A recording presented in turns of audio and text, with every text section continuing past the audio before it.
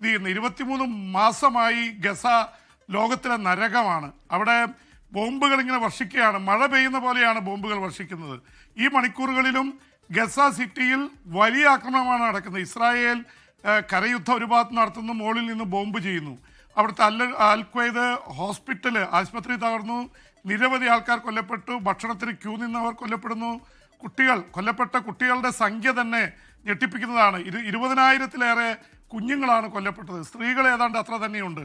44,000 കുട്ടികൾ അനാഥരായി. അപ്പോൾ ഈ തരത്തിൽ സംഖ്യ ഇങ്ങനെ കൂടിക്കൊണ്ടിരിക്കുകയാണ്. തകർന്നു വീണ കെട്ടിടങ്ങൾ ഇന്നലെയും ഇന്നുമായിട്ട് 22 വലിയ കെട്ടിടങ്ങളാണ് ഗസ സിറ്റിയിൽ മാത്രം ഇസ്രായേൽ ബോംബ് ചെയ്ത് തകർത്തത്. അപ്പോൾ ഇതിനിടയിലാണ് അറബ് ഉച്ചകോടി ദോഹയിൽ നടക്കുന്നത്. പ്രമുഖ ഇസ്ലാമിക രാജ്യങ്ങളും ഒക്കെ എല്ലാം പങ്കെടുക്കുന്നുണ്ട്. സൗദി അറേബ്യയും UAE ഒക്കെ, മലയാളികളൊക്കെ ഒരുപാട് പാർക്കുന്ന രാജ്യങ്ങളൊക്കെ പങ്കെടുക്കുന്നുണ്ട്. അവർ ഡ്രാഫ്റ്റ് തയ്യാറായി വരികയാണ്. ഇന്നലെ ആരംഭിച്ചു, ഇന്ന് സമാപിക്കും.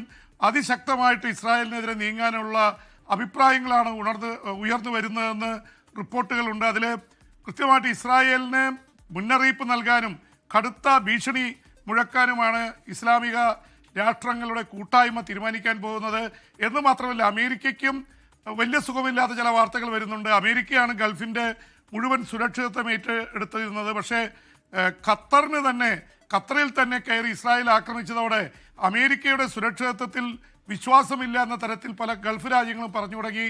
അതുകൊണ്ട് ചൈനയുടെയും റഷ്യയുടെയും കാവൽ തങ്ങൾക്ക് വേണമെന്നുള്ള തരത്തിൽ ഉള്ള ചിന്തകൾ ഉണ്ടായിട്ടുണ്ട്. SK ഓർക്കുന്നുണ്ടാവും, സൗദി അറേബ്യയിൽ ജോ ബൈഡൻ്റെ കാലത്ത് ഇത് തന്നെ സംഭവിച്ചതാണ്. അവിടെ ഖഷോഗി വധത്തിൻ്റെ പേരിൽ അവിടുത്തെ കിരീടാവകാശിയെ അമേരിക്ക ടാർഗറ്റ് ചെയ്തപ്പോൾ അവർ ചൈനയുമായി ബന്ധമുണ്ടാക്കി. അപ്പോൾ ഈ തരത്തിൽ പ്രശ്നങ്ങൾ ഗൾഫിൽ ഉരുണ്ടുകൂടുന്നുണ്ട്. അമേരിക്ക വിശ്വാസമില്ല. അതുകൊണ്ടായിരിക്കണം അമേരിക്കയുടെ സ്റ്റേറ്റ് സെക്രട്ടറി ഇസ്രായേലിൽ പാഞ്ഞെത്തി ഇസ്രായേലിനെ മെരുക്കാൻ ശ്രമിക്കുന്നു. അതിനിടയിൽ അദ്ദേഹം ഔദ്യോഗികമായിട്ട് തന്നെ ഇസ്രായേൽ ഖത്തറിൽ നടത്തിയ ആക്രമണത്തിൽ അമേരിക്കയുടെ അതൃപ്തിയും രോഷവും രേഖപ്പെടുത്തി.